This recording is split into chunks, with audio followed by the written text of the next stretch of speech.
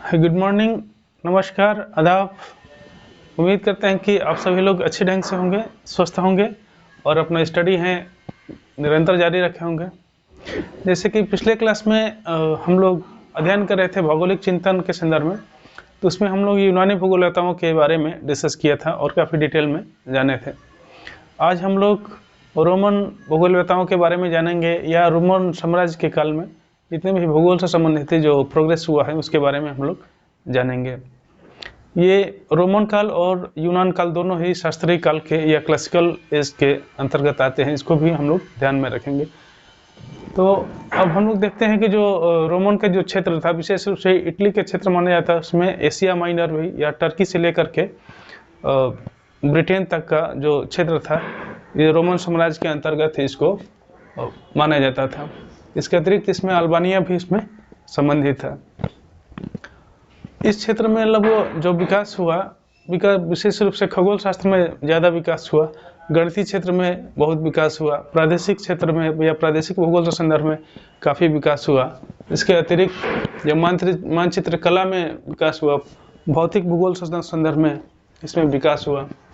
ठीक है, तो ऐतिहासिक काल, ऐतिहासिक भूगोल, प्रादेशिक भूगोल, भौतिक भूगोल इत्यादि में क्षेत्र में भौतिक के भूगोल के जो क्षेत्र थे इन सबों में काफ़ी विकास हुआ था। जो रोमन भूगोलवेता थे उन लोगों का जो मुख्य जो अध्ययन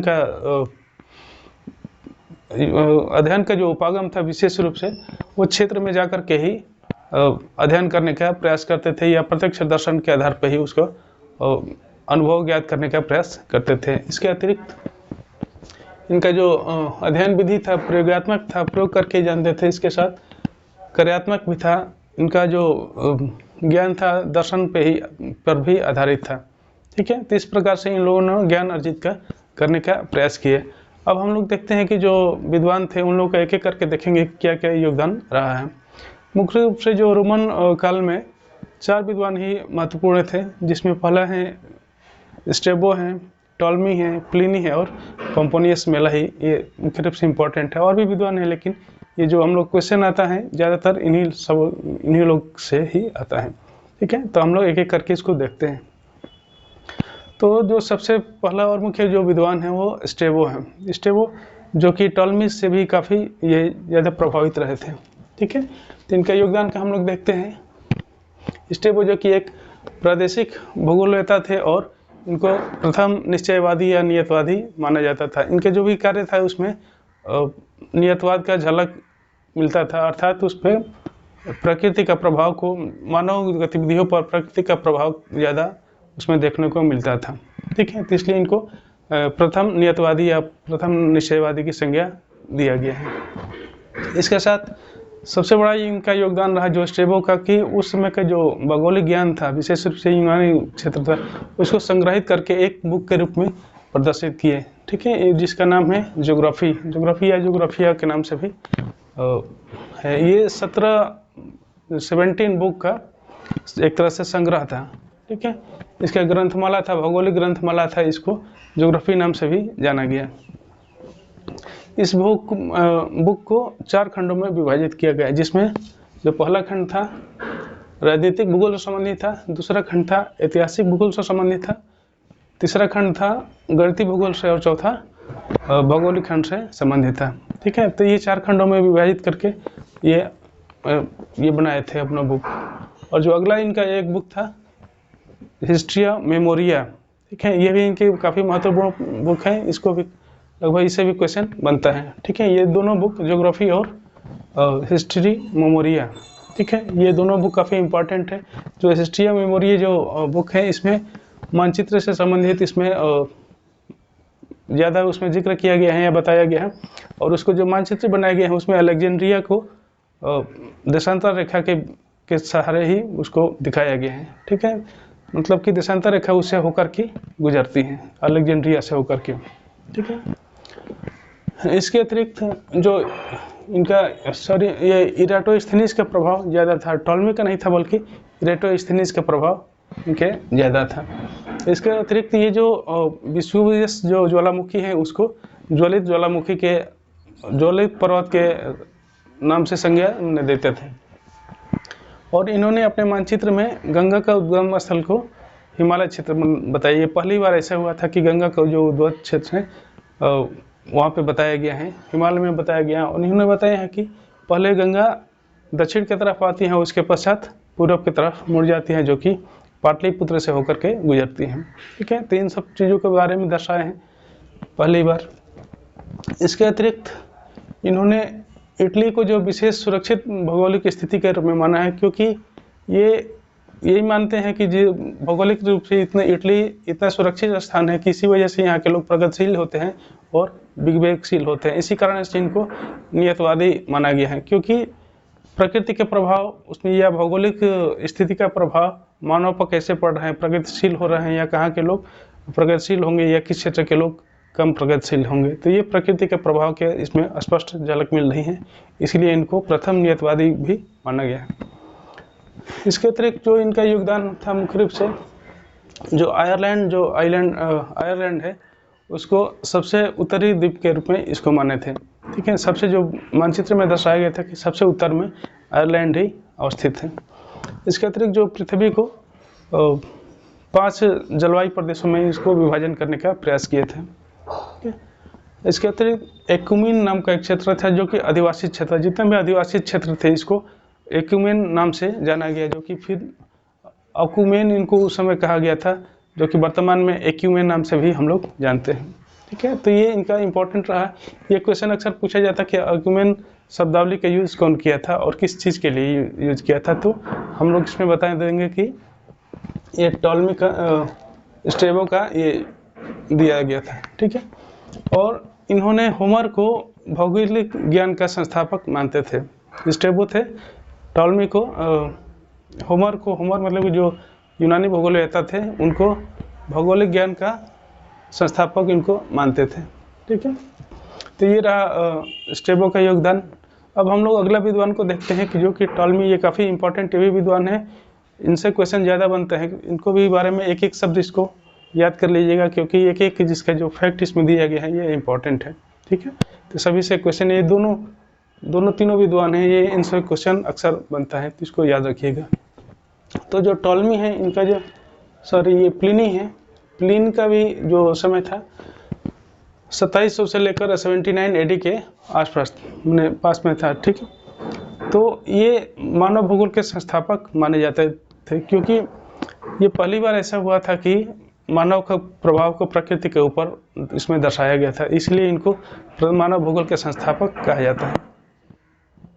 इन्होंने एक बुक लिखे थे जो कि हिस्ट्री नेचुरली नाम से जानते हैं, प्राकृतिक इतिहास इसको हिंदी में बोलते हैं, लेकिन इसको जो मेन बुक था इनका नाम था हिस्ट्री नेचुरली, ये जो कि 370 खंडों में लिखा गया था। ठीक है, 370 खंडों में लिखा गया था। पहला और जो दूसरा खंड था ये खगोल विज्ञान से संबंधित था।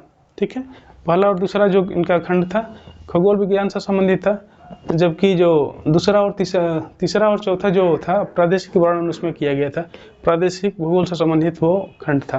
ठीक है, और जो 7वां और 11वां जो खंड था इसमें मानव भूगोल और जीव विज्ञान के बारे में वर्णन किया गया था। इसके अतिरिक्त जो अन्य खंड था इसके अतिरिक्त वो विशेष रूप से प्रादेशिक और जो प्राकृतिक विज्ञान के संदर्भ में उसमें बात किया गया था। तो इस चीज़ को हम लोग को ध्यान रखना होगा कि जो हिस्ट्री नेचुरली है प्लिनी का लिखा गया, काफ़ी इंपॉर्टेंट है, प्लिनी के द्वारा लिखा गया किताब है। यहाँ से केवल किताब से ही नाम पूछता है, ये खंड याद करना बहुत इंपॉर्टेंट नहीं है, इसमें याद रखेंगे तो ज़्यादा अच्छा ही रहेगा। फिलहाल जो इसी से संबंधित केवल नाम ही ज़्यादातर पूछता है। और इनका जो कार्य था, पहली बार मानव पर्यावरण के अंतर संबंधित करने का प्रयास किया था, इसी वजह से इनको निश्चयवादी भी कहा गया था। ठीक है, तो ये पहले मानव का प्रभाव इसमें प्रकृति पर नहीं माना जाता था, जबकि अंतर संबंधित करने का प्रयास ये किए थे मानव और पर्यावरण के बीच में, और इसी को आधार मान के आगे जितने भी कई दर्शन भी उभरे इनको भी आधार मान के इसमें किया गया था। ठीक है, जो अगला विद्वान है और सबसे महत्वपूर्ण विद्वान है जो टॉलमी है। टॉलमी जो कि इनका जो काल था 90 से लेकर 168 ईसा तक था। इनको विशेष रूप से मानचित्र में इनका काफ़ी योगदान है, और मानचित्र के लिए ये जाने जाते हैं मानचित्र चित्रकला विज्ञान के लिए। ये एक्चुअली में मिस्र के निवासी थे। मिस्र मतलब कि जो इजिप्ट है वहाँ के निवासी थे, लेकिन जो इनका कार्य था अलेक्जेंड्रिया में ही काम किया करते थे या लेखन का कार्य करते थे। इन्होंने जियोसेंट्रिक सिद्धांत पे इनको माना। जियोसेंट्रिक मतलब कि जो ब्रह्मांड के केंद्र में पृथ्वी को माना जाता था, ये भी उसी को मानते थे। जबकि जो टॉलमी ठीक है, और इसके अतिरिक्त ये भी पोम्पोनियस मेला भी वो भी जियोसेंट्रिक थ्योरी को ही मानते थे। ठीक है, ये पृथ्वी को इन्होंने गोलाकार माना है और भूगोल को मानचित्रिक कला का विज्ञान माना है। ठीक है, ये टॉलमी का स्टेटमेंट है कि किसने भूगोल को मानचित्रिक कला के रूप में माना है, तो टॉलमी ही है। ठीक है, ये इन्होंने कई प्रोजेक्शन का निर्माण किया था। इसमें जो शंक्वाकार या कोनिकल प्रोजेक्शन है उस पर पूरे मानचित्र का निर्माण किया था। ठीक है, जो हम थंबनेल में जो डाले हैं उसमें फिगर देख लीजिएगा, वो टॉलमी का दिया हुई फिगर है उसमें, या उन्हीं का दिया हुआ वो जो मानचित्र है। तो उनके द्वारा ये जो शंक्वाकार परिक्षेप था उसी पे विश्व का मानचित्र बनाए थे, और इसी में जो वोल्गा नदी था उसको भी उसमें दर्शाने का प्रयास किए थे। इसके अतिरिक्त गंगा नदी को भी उसमें दर्शाने का प्रयास किए थे।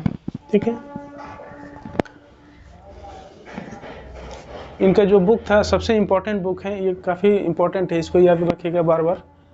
ये दो बुक अल्मागस्ट और आउटलाइन ऑफ ज्योग्राफी, ये दो काफ़ी इम्पोर्टेंट बुक, अक्सर ये पूछा जाता है, ये कम से कम भूलना नहीं चाहिए। बाकी जो बुक्स हैं ये भूल सकते हैं, लेकिन इसको दो बुक को नहीं भूलना है। ठीक है, अल्मागस्ट जो कि गणितीय और खगोल विज्ञान से संबंधित एक किताब थी। ठीक है, तो इसको याद रखना है। अल्मागस्ट को ही द सिंथेटिक्स नाम से जानते हैं, द सिंथेसिक्स। ठीक है, द सिंथेसिक्स नाम से जानते हैं। तो ये बुक और दूसरा बुक है द आउटलाइन ऑफ ज्योग्राफी, ये काफ़ी इंपॉर्टेंट बुक है। ये कार्टोग्राफी से संबंधित बुक है जिसमें मानचित्र की कला से संबंधित कई तकनीकियाँ जो विधियाँ भी दी गई है। ठीक है, इसमें अवस्थिति निर्धारण के लिए भी विधि बताई गई है कि किस प्रकार से पृथ्वी पर अवस्थिति का निर्धारण किया जाता है। ठीक है, आउटलाइन ऑफ ज्योग्राफी। जो अगला इनका बुक है द प्लेनेटरी हाइपोथेसिस के नाम से जानते हैं। और जो चौथा बुक है एनालिमा, ये भी काफ़ी इंपॉर्टेंट बुक है। एनालिमा भी इसको याद रखना है। और पांचवा जो बुक है इनका ज्योग्राफिया, ये पांचों बुक इंपॉर्टेंट है, इसको भी याद रखना है। ठीक है, तो जो टॉलमी का और वे जो मुख्य कार्य है इसका, जैसे कि अभी हम लोग डिस्कस किए थे, कई प्रक्षेपों का भी निर्माण किए थे, और इन्हीं प्रक्षेपों का निर्माण करते हुए अक्षांश और देशांतर का भी शब्द का भी यूज किए थे। पहली बार जो अक्षांश देशांतर शब्द का यूज किया था, नाम का यूज किया था, वो टॉलमी ही थे। ठीक है, इसमें मानचित्र में प्रक्षेपों का निर्माण से उसी का प्रयोग करके और अक्षांश देशांतरों का प्रयोग करके मानचित्र का निर्माण किए थे। ठीक है, और देशांतर और अक्षांश और देशांतर शब्द का प्रयोग जैसे कि बताया कि अभी किए थे। और अपने मैप में वोल्गा नदी को भी पहली बार कोई दर्शाया था तो वो टॉलमी ही थे। पहली बार अपने मानचित्र में वोल्गा नदी, उस समय वोल्गा नदी को राहा नदी कहा जाता था, राहा।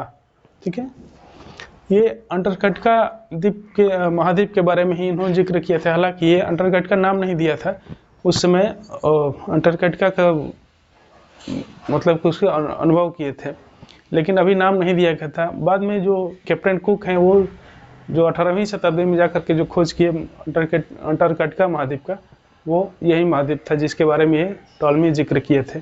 इसको बाद में टेरा इकॉग्निटिका कहा गया। ठीक है, तो वो अंटार्कटिका महाद्वीप ही था। इसके अतिरिक्त जो टॉलमी का योगदान था, कई जैसे कि बताया कि कई प्रक्षेपों का भी निर्माण किए थे, और ध्रुवीय क्षेत्र के लिए इन्होंने जो त्रिविमीय प्रोजेक्शन के रूप में मैंने बताया था कि वो उसके लिए बेहतरीन है। ठीक है, हर क्षेत्र के लिए अलग अलग प्रोजेक्शन इंपॉर्टेंट होता है या बेहतर होता है, तो उसी प्रकार की इन्होंने बताया कि जो ध्रुवीय क्षेत्र है उसमें त्रिविमीय या हिस्टोग्राफिक जो प्रोजेक्शन है वो अच्छा रहता है। ठीक है, इसलिए और एक है इनका जो मुख्य भी योगदान ये भी था कि बंगाल की खाड़ी को पहली बार किसी ने मानचित्र में दर्शाया था। ठीक है, तो पहली बार ये भी याद रखिएगा कि बंगाल की खाड़ी को मानचित्र में सबसे पहली बार टॉलमी ने ही दर्शाया था। ठीक है, और कुछ विद्वान द्वारा इनको साहित्यिक चोर का भी संज्ञा दी गई थी। हालांकि इससे क्वेश्चन कम बनता है, लेकिन ये जाने रहिएगा कुछ विद्वान द्वारा इसको टॉलमी को साहित्यिक चोर के नाम से मैंने संज्ञा दी गई थी।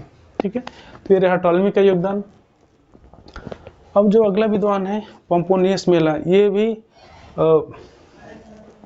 एक तरह से भौतिक भूगोलवेत्ता ही थे। इन्होंने एक बुक लिखा था कॉस्मोग्राफी। एक ही बुक लिखी थी, इसका 2 खंड है। कॉस्मोग्राफी पहला जो खंड है कॉस्मोग्राफी के नाम से जाना जाता है, और दूसरा है द कार्टोग्राफिया या डी कोरोग्राफिया इसका बोलते हैं। ठीक है, डी कोरोग्राफिया। ठीक है, तो ये 2 बुक हैं। जो कॉस्मोग्राफिया है इसमें ब्रह्मांड का वर्णन किया गया था, जिसमें ये खगोल से शास्त्र से संबंधित ये किताब थी। जबकि दूसरा जो खंड था कार्टोग्राफिया, ये इसमें पृथ्वी के 5 क्षेत्रों में इसको डिवीजन किया गया था। ठीक है, पृथ्वी को 5 भागों में बांटा गया था, और इसी में भाग में शीतोष्ण क्षेत्रों का भी इसमें वर्णन किया गया था कि शीतोष्ण क्षेत्र ठंडा होता है। ठीक है, तो ये रहा रोमन जो काल में भूगोल से संबंधित उन लोग का योगदान था। इसको अच्छे से याद कर लीजिएगा, ये क्योंकि ये चारों विद्वान हैं, चारों काफ़ी इम्पोर्टेंट हैं। ठीक है, विशेष रूप से टॉलमी के बारे में तो भूलना नहीं, और ज़्यादा इनके बारे में कोई बहुत मैटर भी नहीं है, तो इसलिए इसको याद करना ज़्यादा ज़रूरी है। ठीक है, तो आज के क्लास यहीं रहने देते हैं। ठीक है, यदि चैनल पर नए हैं तो फिर इसको सब्सक्राइब कर लीजिए, और अपने दोस्तों को भी शेयर कर दीजिए, ताकि उन लोग को भी ये मैटर मिल सके। ठीक है, तो आज की क्लास यहीं तक रहने देते हैं। जो कल वाला क्लास होगा वो अंधयुग पे होगा। अंधयुग के बारे में डिटेल में हम लोग जानेंगे। इसके बाद जो टाइम मिलेगा तो फिर उसको देखेंगे, जो आगे का पुनर्जागरण काल उसको भी हम लोग कवर करेंगे। ठीक है, तो आज के लिए यहीं रहना देते हैं। ठीक है, धन्यवाद।